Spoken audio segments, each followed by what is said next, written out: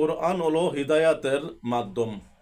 অন্ধকারে নিমজ্জিত জাতিকে হিদায়াতের দিকে নিয়ে আসার জন্যে আল কোরআন হলো অন্যতম মাধ্যম। মহান আল্লাহ তাআলা বলেন, অবশ্যই তোমাদের নিকট আল্লাহর পক্ষ থেকে নূর, রসুলুল্লাহ সাল্লাল্লাহু আলাইহি ওয়াসাল্লাম ও সুস্পষ্ট গ্রন্থ এসেছে।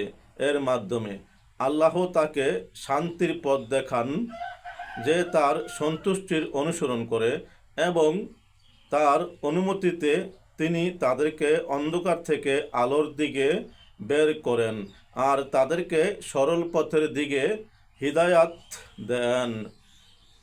সূরা মাইদা আয়াত নং 15 ও 16।